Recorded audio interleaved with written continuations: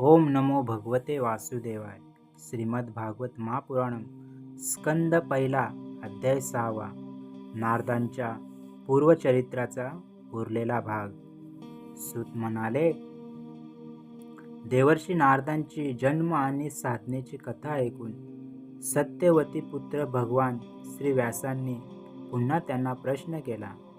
व्यास म्हणाले, आपल्याला ज्ञानोपदेश करणारे महात्मे जेव्हा दुसरीकडे गेले तेव्हा आपण काय केले? आपण तर त्यावेळी वयाने अगदी लहान होता. हे ब्रह्मपुत्रा, त्यानंतर आपले उर्वरित आयुष्य कसे व्यतीत झाले आणि मृत्यूसमयी आपण कोणत्या रीतीने आपल्या शरीराचा त्याग केला? देवर्षी, काल तर सर्व वस्तूंना नष्ट करतो, असे असता काळाने आपली पूर्वकल्पातील स्मृती कशी नाहीशी केली नाही? नारद म्हणाले, मला ज्ञानोपदेश करणारे महात्मे निघून गेले. त्यावेळी मी लहान होतो, तरी मी माझे जीवन असे व्यतीत केले. मी आईचा एकुलता एक पुत्र होतो. माझी आई एकतर स्त्री, त्यात अज्ञानी आणि शिवाय दासी होती. मला सुद्धा तिच्याशिवाय दुसरा आश्रय नव्हता. त्यामुळे तिने मला आपल्या स्नेहपाशात बांधून ठेवले होते. माझी आई माझ्या योगक्षेमाची पुष्कळ काळजी करीत असे, परंतु ती पराधीन असल्यामुळे काही करू शकत नव्हती. ज्याप्रमाणे कठपुतली सूत्रधार नाचवीत तशी नाचते, त्याप्रमाणे हे सारे जग ईश्वराच्या अधीन आहे. आईच्या स्नेहबंधनात मी त्या ब्राह्मण वस्तीतच राहिलो. मी फक्त 5 वर्षाचा असल्याने मला दिशा, देश, काल या विषयाचे काही ज्ञान नव्हते. एक दिवस माझी आई रात्रीच्या वेळी गायीची धार काढण्यासाठी म्हणून बाहेर गेली. रस्त्यात तिचा पाय एका सापावर पडला व तो काळ प्रेरित साप तिला चावला. भक्तांचे कल्याण इच्छिणाऱ्या भगवंतांचीच ही कृपा आहे असे समजून मी उत्तर दिशेकडे निघालो. त्या मार्गात मला धन, धान्य, संपन्न असे अनेक देश, नगरे, गावे, भटक्या जमातीच्या फिरत्या वस्त्या, खेडी, नद्या, पर्वतांच्या रांगा, बागा, उपवने आणि रंगीबेरंगी धातूंनी युक्त असे विचित्र पर्वत लागले. काही ठिकाणी वृक्ष होते, त्यांच्या मोठमोठ्या फांद्या हत्तींनी मोडून टाकल्या होत्या. मध्ये मध्ये पवित्र जलाने भरलेले जलाशय होते. तसेच देवतांनी आश्रय घेतलेली सरोवरे होती. त्यांवर पक्षी मनमोहक किलबिलाट करीत होते आणि भ्रमर गुंजाराव करीत होते. हे पाहत पाहत मी पुढे गेलो. मी एकटाच होतो. पुष्कळसे अंतर चालून गेल्यानंतर मला एक घनदाट जंगल लागले. तिथे वेत, बांबू, गवत, दर्भ, वेलू आणि गुहा होत्या. त्या जंगलात साप, अस्वले, कोल्हे असे भयानक प्राणी राहत होते. ते पाहूनच भीती वाटत होती. चालून चालून माझे शरीर आणि सर्व अवयव थकून गेले. मला खूप तहान लागली. भूक तर लागली होतीच. तेथे एक नदी होती. त्या नदीच्या कुंडात मी स्नान केले. आचमन करून पाणी प्यालो. त्यामुळे माझा थकवा नाहीसा झाला. त्या निर्मनुष्य अरण्यात एका पिंपलाच्या झाडाखाली मी आसन घालून बसलो. त्या महात्म्यांच्याकडून मी जसे ऐकले होते त्याप्रमाणे हृदयस्थ परमात्म्याच्या स्वरूपाचे मी मनोमन ध्यान करू लागलो. भक्तिभावपूर्वक भगवंताच्या चरणकमलांचे ध्यान करू लागतात.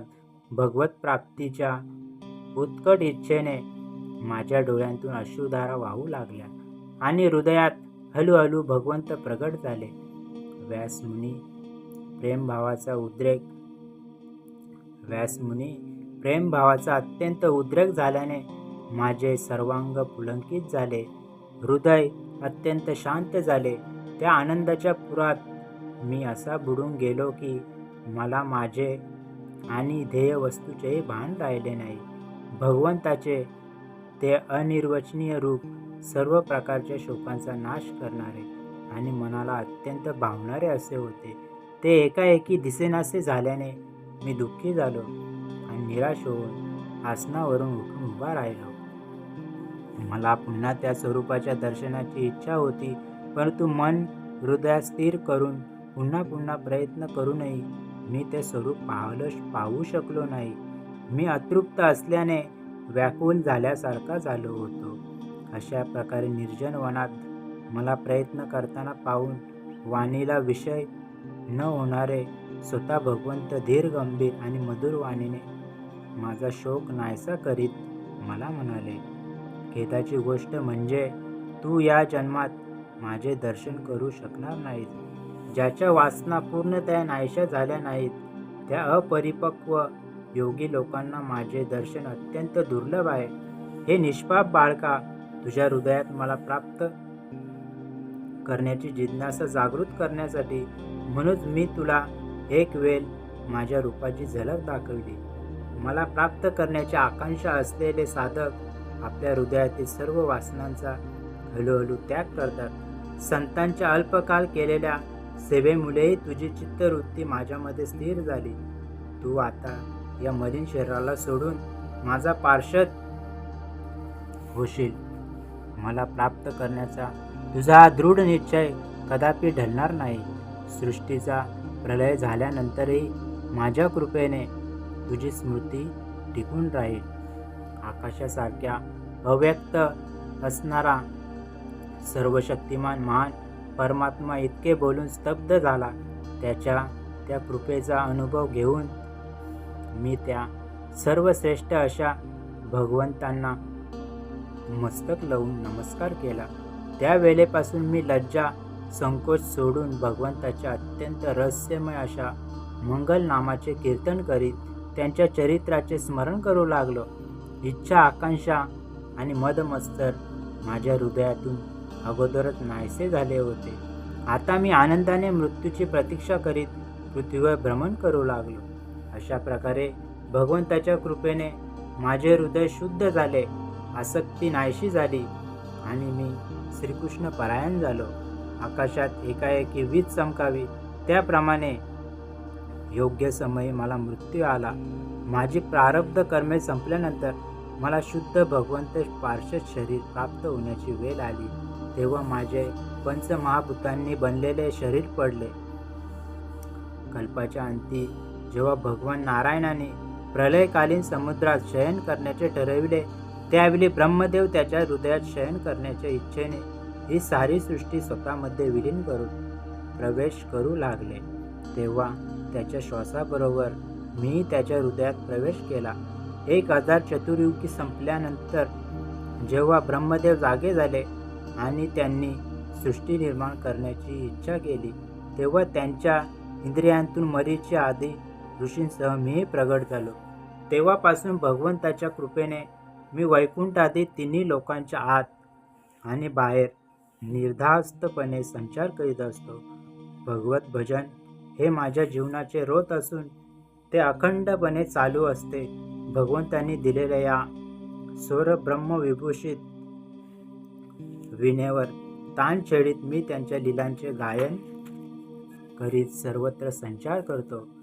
ज्याच्या चरण कमलांतून सर्व तीर्थांचा उगम होतो आणि ज्यांचे यशोगान करणे मला अत्यंत प्रिय आहे, ते भगवंत मी जेव्हा त्यांच्या लीलांचे गायन करू लागतो तेव्हा बोलावल्याप्रमाणे लगेच माझ्या हृदयात येऊन मला दर्शन देतात. ज्यांचे चित्त नेहमी विषय भोगांच्या कामनेने आतुर झालेले असते, त्यांच्यासाठी भगवंताच्या लीलांचे कीर्तन संसार सागरातून पार होण्याचे जहाज आहे. हा माझा स्वतःचा अनुभव आहे. काम आणि लोभाच्या तडाख्याने वारंवार विदीर्ण झालेले हृदय कृष्ण सेवेने जसे प्रत्यक्ष शांतीचा अनुभव करते, तशी यम नियम आदी योग मार्गाने शांती प्राप्त होत नाही. हे व्यासमुनी, आपण निष्पाप आहात. आपण मला जे विचारले होते ते सर्व माझ्या जन्म आणि साधनेचे रहस्य आणि आपल्या संतोष प्राप्तीचा उपाय मी सांगितला. सूत म्हणाले, देवर्षी नारदांनी व्यासांना अशा प्रकारे सांगितले आणि त्यांची अनुमती घेऊन विणा वाजवीत स्वच्छंदाने विचरण करण्यासाठी ते निघून गेले.